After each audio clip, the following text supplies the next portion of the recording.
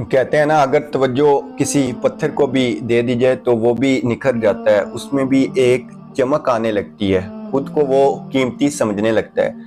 बस यही तवज्जो किसी इंसान को, किसी जानवर को, किसी परिंदे को जिंदा करने का हौसला दे सकती है। हर वो शय जिसको आप नज़रअंदाज कर दें, देखें वो मुरझा जाएगी, और जिसे थोड़ी सी भी तवज्जो मिल जाए वो खिल उठती है, उसमें एक नई रहनाई सी आती है, नई चमक सी आती है।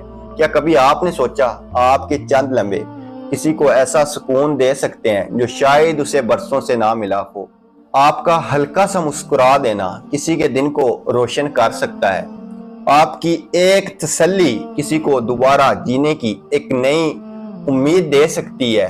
रिश्ते सिर्फ खून के नहीं होते, रिश्ते एहसास के होते हैं, और एहसास तवज्जो से जन्म लेता है। अपने चाहने वालों से जुड़े रहें, उन्हें वक्त दीजिए।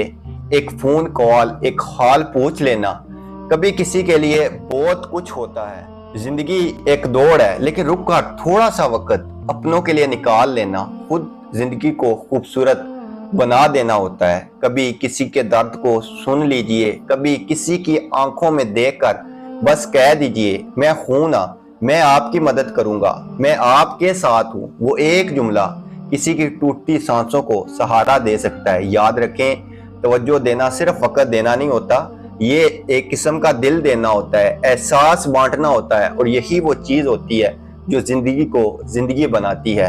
अपना ख्याल रखें, और जो बातें मैंने वीडियो में अर्ज की हैं इन पर अमल करने की कोशिश करें। अपने दोस्त अहबाब, अपने रिश्तेदारों में, अपने अजीज़ो अकारिब और ऐसे लोगों को जिन पे आप तवज्जो दे सकते हैं, ज़रूर उन पे जो है वो तवज्जो दें और इनको भी साथ लेकर चलें। जज़ाकल्लाहु खैरन।